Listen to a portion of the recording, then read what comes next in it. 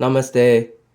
In the mid 1970s, Robert M. Pirsig wrote a book called Zen in the Art of Motorcycle Maintenance. And it was a very popular book.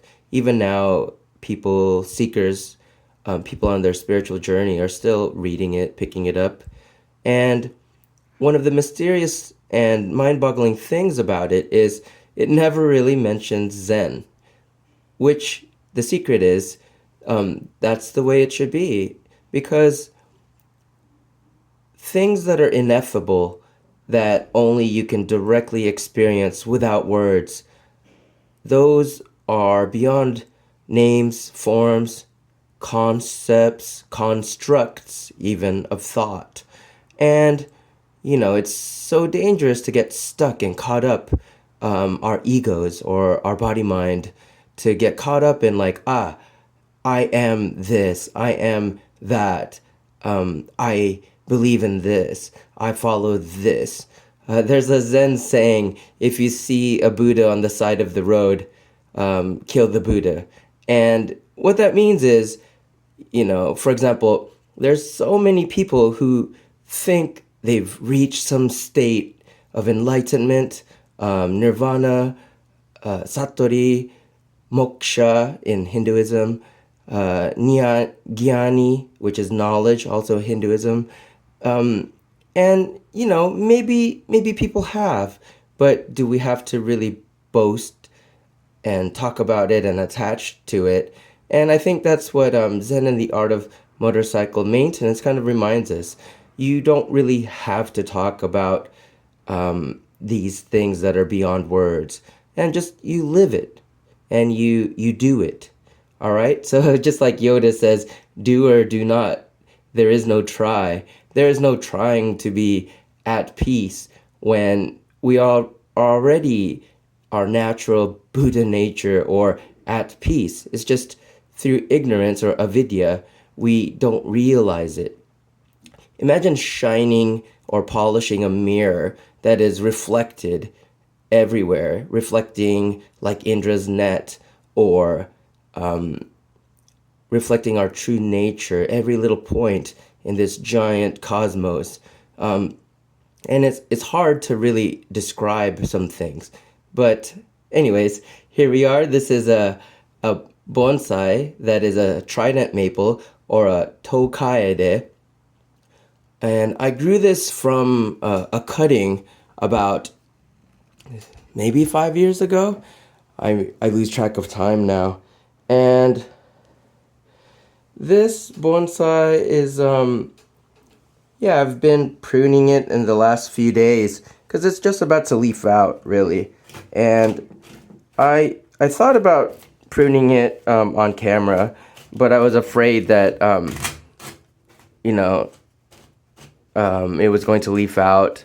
So I had to go ahead and start pruning it when I was, before I was away.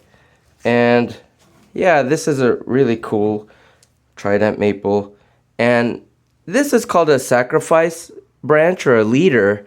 And when I first put it in the ground, there was a massive one that developed within a year or two.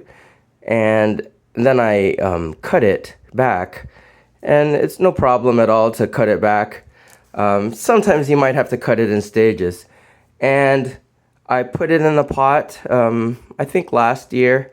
I might have put it, in a pot before, and I put it back in the ground. Depends on what the tree needs. And now, this is another sacrifice branch that I've developed. And sometimes from the bottom of the pot onto the ground itself, or in another pot, you can create what's called escape roots. And it's like potting it in the ground again without actually potting it in the ground, or without putting it in the ground. And why you would want to do that is to really generate this type of emergent branch here like that. And the reason we do that in bonsai is as this gets thicker and thicker and thicker, I'll try to get this another meter high if I can. I don't know, 3 feet. And I'll eventually cut that back down all the way to about here. And yeah, what that does is it thickens the trunk. It'll also remove this scarring here from when I had to originally cut back. And so I want this to be extremely powerful, and I'll probably cut it back right here eventually.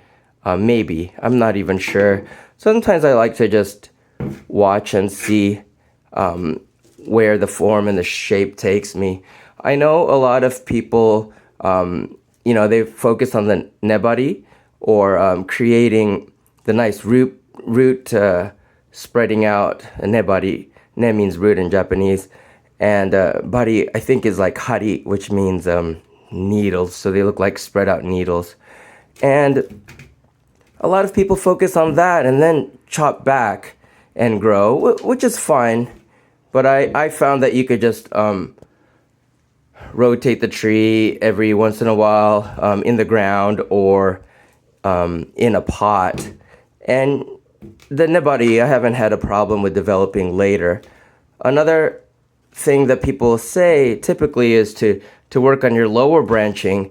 But when you do it like me, like rotate the tree occasionally to give it shape and movement, then I worry about these the branching later sometimes, because I don't really know yet where the front or the front is. Showman. I'm sorry, for a second it slipped my mind. It could be any possible fronts here. So I put it back in this round circular pot, really, so that I can still decide later with flexibility. If I ever decide, I don't know. Sometimes I kind of like having multiple potentialities and possibilities. But anyways, this is going to already have I think, moyogi, or kind of like this lazy S shape. I'm okay with a straight up bonsai too, but naturally there's already a curve here that's starting to develop, and if I cut here and another branch will eventually emerge there, that could be a leader, and I'll play with that. But anyways, this is one of my trident maples, again grown from cutting. Whenever I do cut these, I'll just shove them in the ground, and next thing I know, I'll have, I don't know, 1, 2, 3 more trees. Here are the inner nodes, and this is where you want to put this in the ground, and you can have multiple new trees.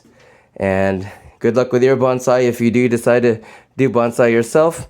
And Om Shanti Shanti Shanti, may all beings live in peace.